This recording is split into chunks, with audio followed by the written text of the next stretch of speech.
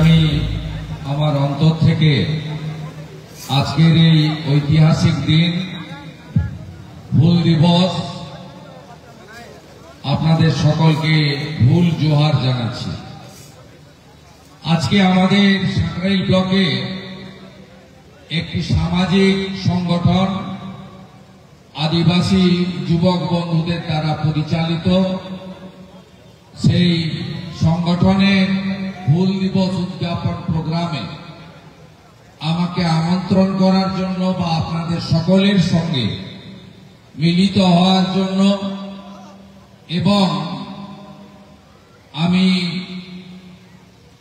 শ্রদ্ধাভাজন সিধু মুর্মু কানু মুর্মুকে তার ছবিতে প্রণাম জানাতে পারলাম, ভগবান বিরসা মুন্ডার মূর্তিতে তার চরণে পুষ্পার্ঘ্য দিতে পারলাম এবং আপনাদের এই যে সাংস্কৃতিক এবং সামাজিক মেলবন্ধন এবং এই ঐতিহাসিক দিন উদযাপনে আমার মূলবাসীদের সঙ্গে অপরূপ সুন্দরী অরণ্য সুন্দরী জঙ্গলমহলে মিলিত হতে পেরেছি, তার জন্য আমি আমাদের এই কালো সোনা আদিবাসী ইউথ প্রোটেকশন ক্লাব সামাজিক সংগঠন তার সম্পাদক শ্রী ভূপেন সিং, বিশিষ্ট শিক্ষক সঞ্চালক প্রভাস সোরেনকে বিশেষভাবে জোহার এবং কৃতজ্ঞতা জানাই।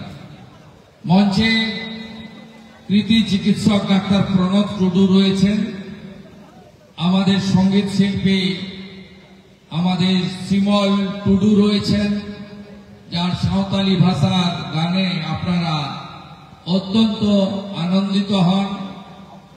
আমাদের মধ্যে উড়িষ্যার ময়ূরভঞ্জ থেকে আরেক শিল্পী মঙ্গল হাঁসদাজি এসেছেন। আমি অন্যান্য সমস্ত অতিথিবৃন্দ, প্রেস মিডিয়া সকলকে আমার জোহার জানাচ্ছি আজকের দিনে। আপনারা ইতিহাস জানেন, আগের বক্তারা বলেছেন যে 1855 সালে এই দিনে কিভাবে ইস্ট ইন্ডিয়া কোম্পানির বিরুদ্ধে মূলবাসীরা সংগঠিত হয়েছিল এবং সিধু মুর্মু, কানু মুর্মু, চাঁদ মুর্মু, ভৈরব মুর্মুর নেতৃত্বে নিজেদের শোষণের বিরুদ্ধে অধিকার আদায়ের জন্য আপনারা কত বড় লড়াই করেছিলেন।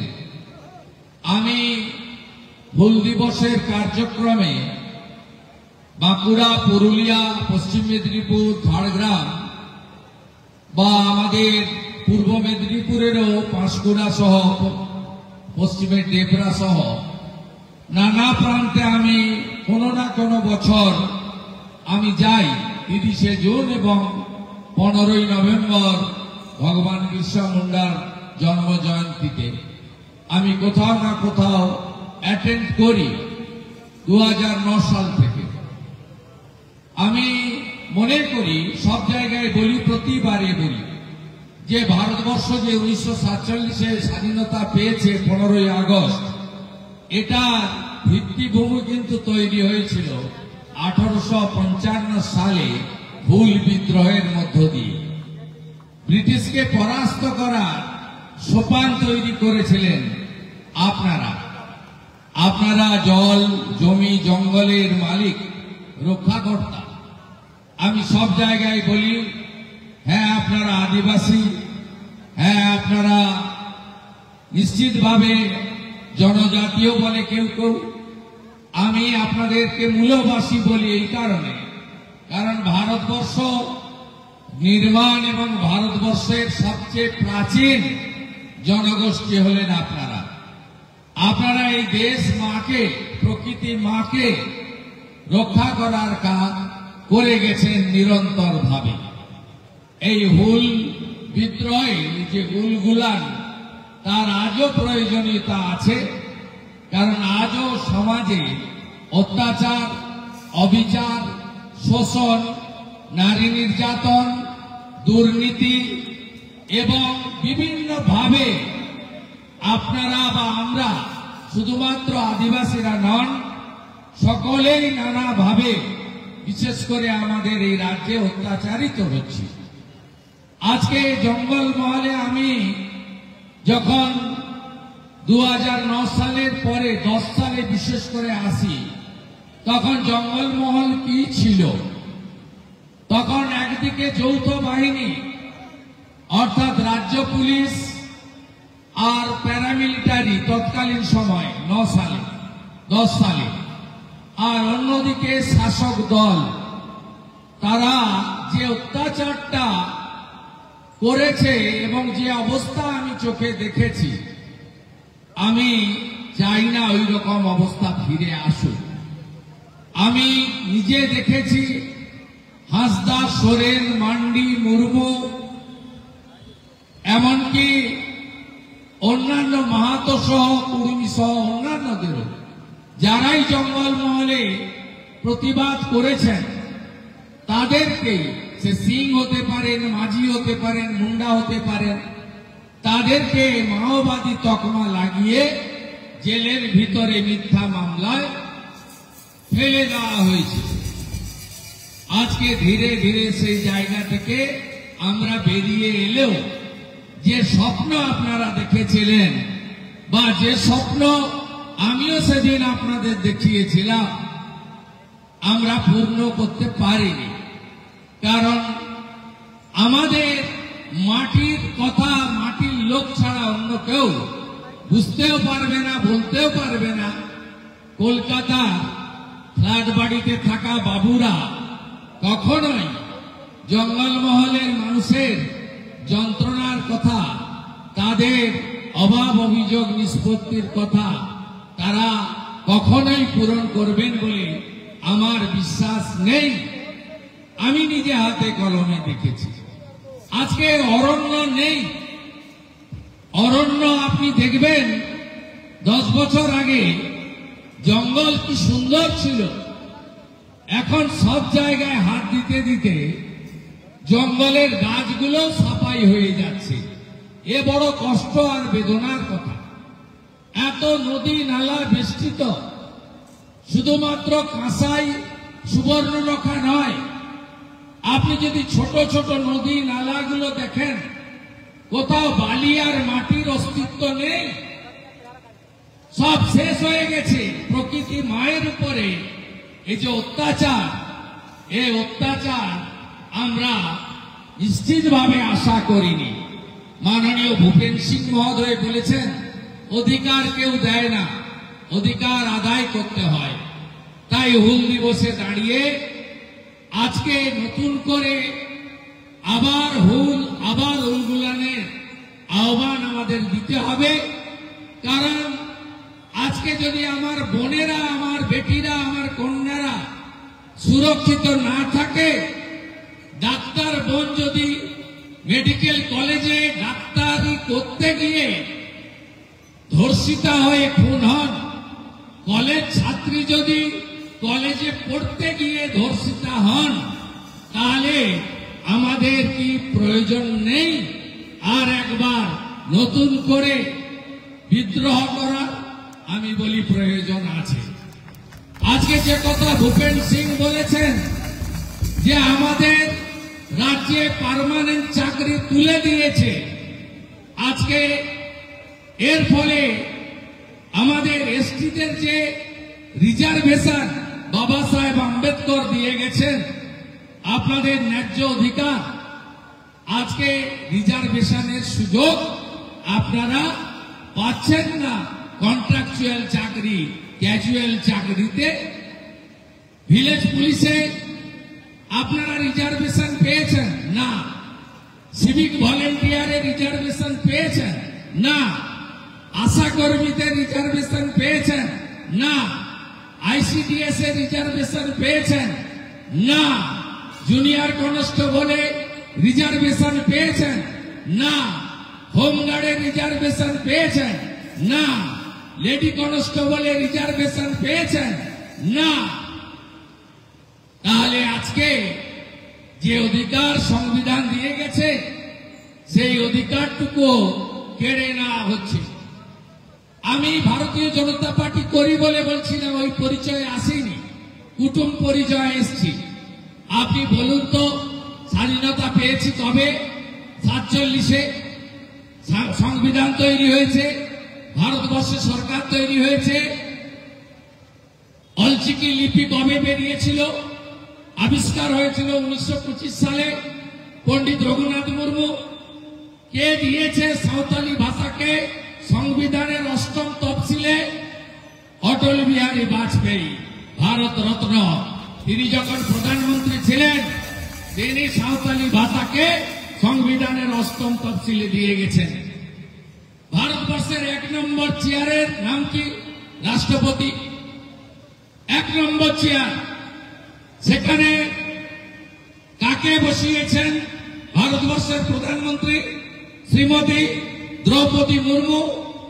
উড়িষ্যার প্রান্তিক গ্রামের মানুষ, যিনি একটা সময় নিজের পরিবারের জন্য খাটাখাটনির কাজ করতেন, মাঠের কাজ করতেন, সেই প্রান্তিক এক আদিবাসী মহিলাকে ভারতবর্ষের 1 নম্বর জায়গা দিয়েছেন। আপনারা নিচে বসবেন না, আপনারা উপরে বসবেন, কারণ আপনারা হলেন মূলবাসী। গত 1 বছরে ভারতবর্ষে অনেক মুখ্যমন্ত্রী তৈরি হয়েছে। আমাদের দেশের প্রধানমন্ত্রী 2টো রাজ্যে আদিবাসী মুখ্যমন্ত্রী করেছেন। একটা হলো ছত্তিশগড়ে বিষ্ণুদেব সাই, আরেকটা হলো পাশের উড়িষ্যায় মোহন মাঝি। আমরা আপনাদের মর্যাদা দিতে জানি, আর অন্যরা আপনাদের লড়িয়ে দিতে জানে। কুর্মীর সঙ্গে আদিবাসী, আদিবাসীর সঙ্গে কুর্মী। আমরা লড়ানোর কাজে নেই, আমরা চাই আপনাদের উন্নয়ন, আপনাদের কর্মসংস্থান, আপনাদের শিক্ষা।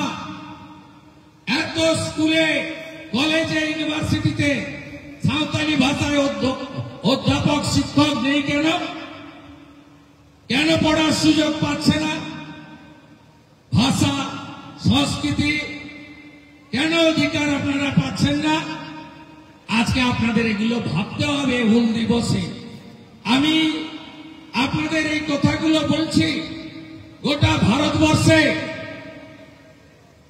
একলব্য রেসিডেন্সিয়াল স্কুল হলো, যেখানে ক্লাস 1 থেকে 12 আদিবাসী বাড়ির ছাত্রছাত্রীরা ভারত সরকারের খরচে হোস্টেলে থাকবে, পড়াশোনা করবে। তাদের খাওয়া, পড়া, বই, আধুনিক শিক্ষা, খেলাধুলার মাঠ, সাঁতার কাটার সুইমিং পুল, সমস্ত ভাবে তাদেরকে উপযুক্ত ভাবে দেশের সরকার তৈরি করছে। কোন রাজ্যে একলব্য রেসিডেন্সিয়াল স্কুল আদিবাসীদের জন্য তৈরি করতে দেয়নি, জমি দেয়নি? তার নাম হলো পশ্চিমবঙ্গ। ঝাড়খণ্ডে অন্য দলের সরকার আছে, তারাও নিয়েছে ভারত সরকারের এই স্কিম। কারণ ভোটের সময় নির্বাচন হয়, ভোট চলে গেলে সরকারের দায়িত্ব সবার, আমরা ওরা নয়, সবাইকে নিয়ে চলা। আজকে হেমন্ত সোরেন ওখানে একলব্য রেসিডেন্সিয়াল স্কুল করলেন, উড়িষ্যায় মোহন মাঝি করলেন, সব রাজ্যে হয়ে গেল। আমাদের এই রাজ্যে 9টা আদিবাসী একলব্য স্কুলের জন্য ভারত সরকার, আগের মন্ত্রী অর্জুন মুন্ডাজি জমি চেয়েছিলেন, পশ্চিমবঙ্গ সরকার জমি দেয়নি। আজকে মোপেন সিং বলছিল, আজকে গ্রামে গ্রামে যাচ্ছি আমরা, রাস্তা খারাপ কেন হবে? আপনারা শুনে রাখুন, 75টা প্রাচীন আদিবাসী জনজাতি যে গ্রামগুলোতে রয়েছে, সেই গ্রামগুলোকে ভারত সরকার আদর্শ গ্রাম তৈরি করেছে। রাজস্থানে, গুজরাটে, মধ্যপ্রদেশে, উড়িষ্যাতে আপনি যাবেন, ওই যে প্রাচীন আদিবাসী জাতিগুলো রয়েছে, সেখানে আদর্শ গ্রামে কি আছে? সকলের পাকা বাড়ি, সকলের প্রধানমন্ত্রী সূর্যঘর যোজনায় সৌর আলো, যাতে তাদের ইলেকট্রিকের বিল দিতে না হয়, নলে জল, জল জীবন মিশনে পাকা শৌচালয় এবং তাদেরকে উজালা যোজনায় ফ্রি গ্যাস, সব বাড়ি, কোনো বাড়ি বাকি নেই। আদর্শ গ্রাম ৭৫টা প্রাচীন জনজাতি অধ্যুষিত ৩৭,০০০ গ্রামে ভারতবর্ষের সরকার করেছে এবং প্রত্যেকটা গ্রামে সেখানে সাঁওতালি ভাষা সহ প্রাইমারি স্কুল এবং একটি করে প্রাইমারি হেলথ সেন্টার তৈরি হয়েছে। ধর্মেন্দ্র প্রধানজির দপ্তর এই কাজের জন্য ৭০,০০০ সাঁওতালি শিক্ষক নিয়োগ করেছেন, তাদের যাতে সাঁওতালি ভাষায় পড়াশোনাটা সুন্দর করে দেওয়া যায়। আমরা বঞ্চিত। আপনাদের কাছে আজকে বলবো, আমরা কেউ ভালো নেই। আপনারা প্রকৃতি মাকে বাঁচান। পুরুলিয়াতে পাহাড় বিক্রি হচ্ছে, আদিবাসীরা প্রতিরোধ করলে পুলিশ দিয়ে মেরে তাদেরকে জেলে নিয়ে যাওয়া হচ্ছে। একটা জমির একটা নদীর অস্তিত্ব নেই, একটা জঙ্গলের অস্তিত্ব নেই। কাঠ কেটে লোপাট করে দিচ্ছে, নদীর বালি কেটে লোপাট করে দিচ্ছে। এই যে জল আসছে না বৃষ্টি, আর একটু পরে দেখবেন কোথায় গর্ত জানে না। আমার মারা যখন জ্বালন কুড়াতে যাবে দেখবেন কোথাও পড়ে গেছে গর্তে।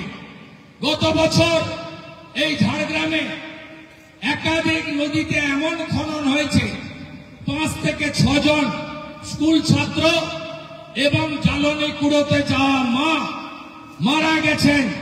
কারণ তারা চিরদিন যাতায়াত করছেন একরকম রাস্তা দিয়ে, আর এরা পুলিশ আর বালি মাফিয়া, এরা টাকা নিয়ে জেসিবি মেশিন ঢুকিয়ে যেখানে সেখানে কেটে দিচ্ছে। আপনারা নদীতে জেসিবি মেশিন নামাতে দেবেন না। আমি ভারত সরকারের মন্ত্রী ভূপেন যাদবকে বলেছিলাম, উনি বলেছেন লিখিত অভিযোগ দিন, সব বন্ধ করব। 2 মিটারের বেশি বালি কাটতে পারে না, নদীর বেড়ে জেসিবি এবং পকলিং ঢোকাতে পারে না, সব করছে। লালগড়ে প্রতিবাদ করলো এক ডাকাত সৌরভ রায় ঠিকাদার, গোটা গ্রামকে জেলে ঢুকালো আইসি লালগড়। গোটা গ্রামকে জামিন পেলেন তারা 3 মাস জেল থেকে। এ অত্যাচার মেনে নেবেন আপনারা? পতাকা নিয়ে করতে হবে না, পতাকা ছাড়া মাদল ধ্বংসা আর এই তীর ধনুক টাঙ্গি নিয়ে বেরোন। এ অত্যাচার আমরা বন্ধ করব। এ অত্যাচার মানা যাবে না। আমি আপনাদের সাথে আছি। যদি কোনোদিন সুযোগ পাই, বর্তমান মুখ্যমন্ত্রী আমাকে কাজে লাগিয়েছিলেন তার জঙ্গল মহলে নরম মাটিকে শক্ত করার জন্য। আমি শক্ত করেছিলাম। শক্ত করার পরে 12 সালের পরে আমাকে এখান থেকে উনি সরিয়ে দিয়েছেন। আপনাদের এত ভালোবাসা, আমি আসতাম হুলে, আমি আসতাম ভগবান বিরসা মুন্ডার জন্ম জয়ন্তীতে, আমি আসতাম করমে, আমি আসতাম কালী পুজোতে, আমি আসতাম খুটান পুজোতে, আমি আসতাম ঝুমুর গানের ঝুমুর শিল্পীদের সমাবেশে, আমি আসতাম সাঁওতালি ভাষার বই মেলা উদ্বোধনে। আমাকে আপনাদের ভালোবাসায় উনি তারা চোখে লাগলেন। গ্রামের ছেলে তো আমি, মুড়ি পান্তা খাওয়ালো আপনাদের মতো। আপনারা থাকেন লাল মাটিতে, আমি একটু দূরেই থাকি বালু মাটিতে। ভাগ আমরা বিভক্ত প্রশাসনিক ভাবে, পূর্ব পশ্চিম ঝাড়গ্রাম।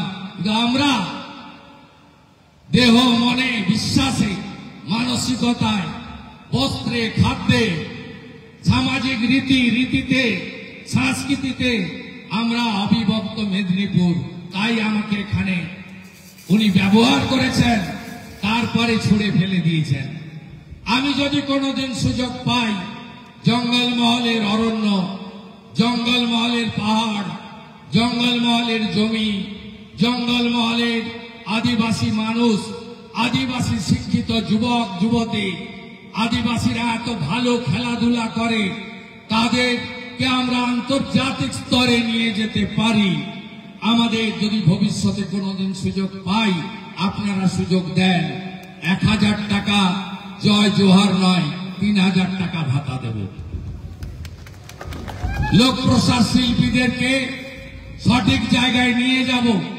এই শিমল টুডুদেরকে এই অবস্থায় পড়তে হবে না। বিজয় মাহাতো মহোদয় মারা গেছেন, তিনিও আমাকে অত্যন্ত ভালোবাসতেন। আমি প্রচুর সাংস্কৃতিক অনুষ্ঠানে আসতাম, আলাদা আত্মিক সম্পর্ক ছিল।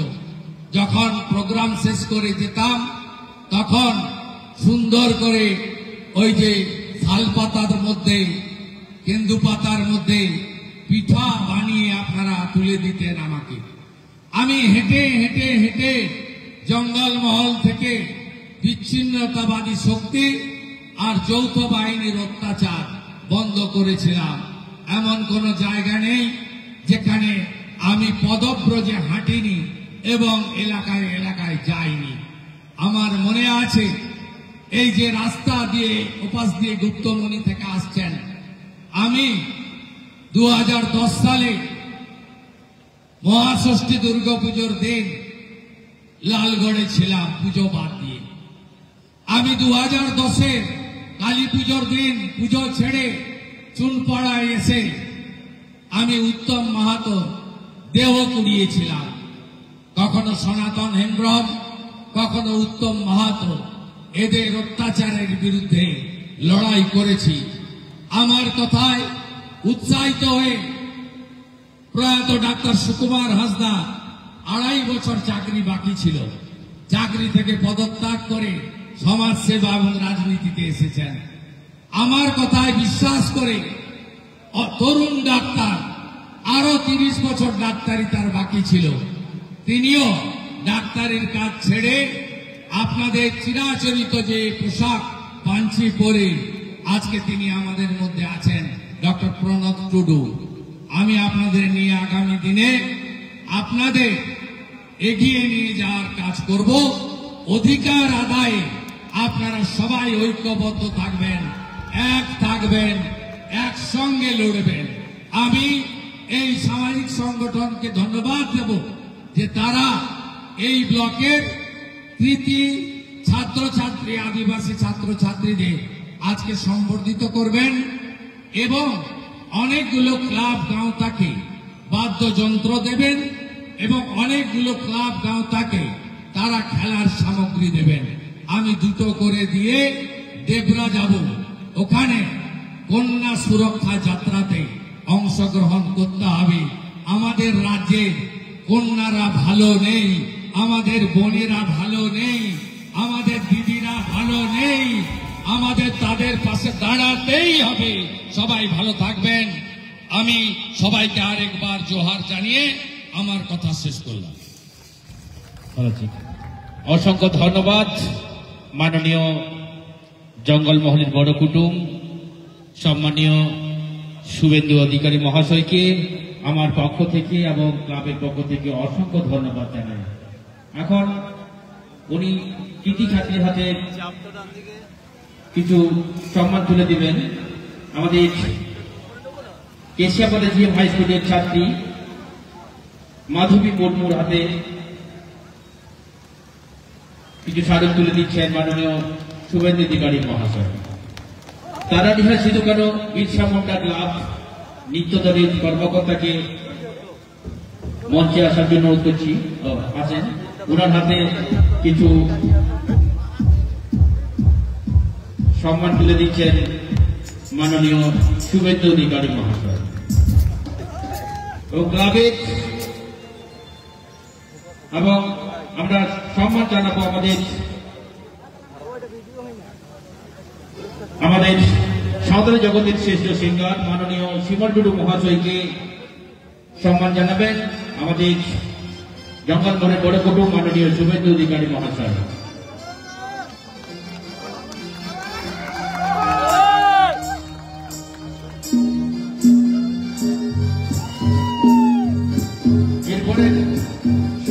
জানাবেন আমাদের উড়িষ্যা বিধানসভা ঝাড়খণ্ড খ্যাত সাঁওতালি জগতের শ্রেষ্ঠ সিঙ্গার, ট্রেডিশনাল সিঙ্গার মাননীয় ভজ কয়েল মঙ্গল হাসদা মহাশয়কে।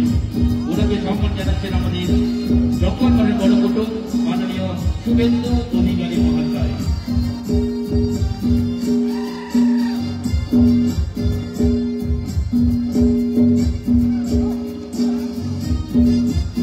যে সমস্ত ক্লাবদেরকে আহ্বান করা হয়েছে, ক্লাবের কর্মকর্তাদের আমাদের মঞ্চের দিকে আসার জন্য করা হচ্ছে। রাঙ্গাডিহা RMM ক্লাবের কর্মকর্তা আপনাকে মঞ্চে আসার জন্য করা হচ্ছে।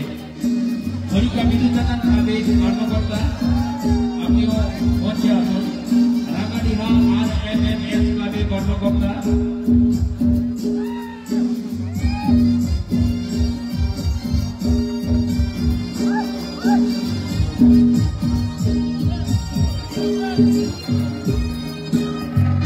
Hai Johan, apa bersama ni?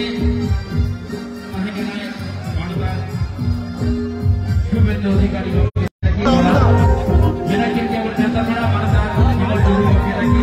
Menakin dia mana Nogol Hatta lagi. Menakin dia ada bulan kerako. তিনজন বিজেপি কর্মী খুন হয়েছিল আজকে কলকাতা হাইকোর্ট। বিচারপতি জয় সেনগুপ্ত সিবিআই তদন্তের নির্দেশ দিয়ে সিআইডি মামলা ক্লোজ করে দিয়েছিল। গত বছর আমি হাইকোর্টে গিয়েছিলাম, জানেন আপনারা, ছবিটা দেখা। ওদের মামলা যেদিন ফাইন করে সুপ্রিয়ারা পদ্মারা, সেদিন আমি নিয়ে গেছিলাম। ঐতিহাসিক সিদ্ধান্ত এবং খুব প্রয়োজনীয় সিদ্ধান্ত, এটার খুব দরকার। অধিকর্তাকে সিট গঠন করে তদন্তের নির্দেশ দিয়েছে। মূল অভিযুক্ত শেখ শাহজাহান। এই যে যেদিন আমি গেছিলাম, আমি গত বছর নিয়ে গেছিলাম কলকাতা হাইকোর্টের কাছে, যে তারা তিনজনকে যেভাবে একজন অপহৃত, দুজনকে বডি পাওয়া গেছে, মানে তিনজনকেই কার্যত সবাই বলছে সিআইডি তার চার্জশিট শাহজাহান নয়, সবগুলো শাহজাহানেরই, আর কোথাও রাস্তা নেই। এবং যেহেতু এই সরকার এই খুনিদেরকে প্রোটেকশন দেয়, আমি লয়ারকে ইনস্ট্রাকশন দিয়ে দিয়েছি যে তারা যারা বাদী আছে তাদের পক্ষে যেন সুপ্রিম কোর্টে ক্যাবিনেটও করে। এই মামলাটা নিজে দেখেছি আমি পুরোপুরি, আমি দেখেছি, আমার মনোনীত লয়ার, আমি পূর্ণ লিগ্যাল সাপোর্ট দিয়েছি পদ্মাদের। গণধর্ষণ কাণ্ডে অভিযুক্ত মনোজিৎ টাকার বিনিময়ে এবং যোগ্যতা না থাকা সত্ত্বেও কলেজে ছাত্র ভর্তি করত, তার বিরুদ্ধে অভিযোগ। কি বলবেন? অশোকদেবকে জিজ্ঞেস করুন, ভিজা মাছটা উল্টে খেতে জানেন না, এমনভাবে থাকেন। সবাই বলছে টাকা ছাড়া তো তৃণমূলের পায়খানা ঘর নিতে গেলেও টাকা দিতে হবে। দিল্লি থেকে ফ্যাক্ট ফাইন্ডিং টিম এসছে 4 জনের। আমি এখান থেকে নেবরা হয়ে ফিরে সন্ধ্যাবেলা মিট করবো, তারা রাত্রি 9টার পুলিশের ফ্লাইটে চলে যাবেন, আমার সঙ্গে কথাই যাবে। কোনো বিষয়ে কলকাতার সঙ্গে মিট করেছেন, আমি খবর রেখেছি কোনো বিষয়ে সঠিক এসওপি মানা হচ্ছে না, কোনো বিষয়ে সঠিক এসওপি মানা হচ্ছে না। মানার দরকার নেই, মানার দরকার নেই, মানার দরকার নেই। মুসলমান থাকলেই হবে, আর টাকা থাকলেই হবে। ছাত্রীকে ধর্ষণের পর অনির্দিষ্টকালের জন্য ল কলেজ বন্ধ করে দিয়েছে গভর্নমেন্ট কমিটির বৈঠকে সিদ্ধান্ত হয়েছে। সবই বন্ধ করে দিই, আমরা আগের বছর চালু করবো। সরকারে আসবো, আমরা আগের বছর চালু করবো, ওনারা 1 বছর বন্ধ রাখবো। খড়গপুরে প্রতিবারই বয়স্ককে মারা ভিডিও ভাইরাল হয়েছে। ও তো দেখেছি, অত্যন্ত জঘন্য। এবং ওনাদের যদি কোনো অভিযোগ থাকে, এখন বলছে 50,000 টাকা নিয়েছি, থানায় গেলেন নাকি? তা বাংলাদেশে যা হচ্ছে, হাতে আইন তুলছে, মব লিঞ্চিং, এখানেও তো লিঞ্চিং। পুলিশের কাছে গেলে কি কোনো বিচার? তৃণমূলের ওই গুন্ডি নেত্রীকে আগে পুলিশের অ্যারেস্ট করা উচিত, তারপরে তো বিচার হবে। পুলিশের উপর থেকে মানুষের পাবে না, কিন্তু কোর্ট জুডিশিয়ারি সবাই চায় যে প্রথম পুলিশের কাছে যান। পুলিশ দেখুন এই সন্দেশখালীর কেস, পুলিশের কাছে গেছে, সিআইডি দিয়েছে। প্রথমে যারা হাইকোর্টে 18 সালের পরে 19 সালে গেছিল, তখন হাইকোর্ট বলেছে না, তাড়াতাড়ি এসছেন কেন, পুলিশ সিআইডি করছে। তো এবারে সিআইডি যখন তার স্বরূপটা উন্মোচিত করেছে, তখন ধরা পড়েছে। তাই পুলিশের কাছে প্রথম যেতে হবে, কারণ পুলিশের বেতনটা তো কেউ ব্যক্তি বা দল দেয় না, আমরা দিই ট্যাক্সের টাকা। পুলিশের কাছে যেতে হবে, পুলিশ তার রাজনৈতিক ইচ্ছা স্বরূপটাকে প্রকাশ করবে, তারপরে আপনি হায়ার কোর্টে যাবেন। যা হচ্ছে পশ্চিমবঙ্গের সিস্টেম। 2026 নিয়ে আপনারা কথা বলছেন? 2026-কে কি বলবেন? মানুষকে ঠিক করতে হবে। আমরা তো চাইছি, বলছি মানুষকে ঠিক করতে হবে। এই ব্যবস্থা মানুষ চাইবে কি? জঙ্গলমহলে গাছ ফাঁকা হয়ে যাচ্ছে, মোরাম খাদান লুট হচ্ছে, বালি লুট হয়ে যাচ্ছে, এসটি সমাজ, এসসি সমাজ এবং অরিজিনাল ওবিসি যারা হিন্দু ওবিসি, কর্মী ওবিসি সকলেই বঞ্চিত হয়ে যাচ্ছে। রিজার্ভেশন উঠে যাচ্ছে। তিনি বক্তব্যে বলেছেন যে যদি কন্ট্রাকচুয়াল আর ক্যাজুয়াল নিয়োগ করো তাহলে তো রিজার্ভেশনের প্রশ্ন নেই। তাহলে আমাদের ঘুরিয়ে বাবা সাহেব আম্বেদকরের দেওয়া রিজার্ভেশন কেড়ে নিচ্ছে। দাদা এক্ষুনি জল, জমি, মাটি সব দখলের অভিযোগ করলেন। এখানে একটি বড় স্পঞ্জ আয়রন কারখানা আছে, যারা এই কাজে যুক্ত, কি বলবেন? আরে সব আদিবাসীদের জমি লুট করছে, ল্যান্ড জেহাদ চলছে।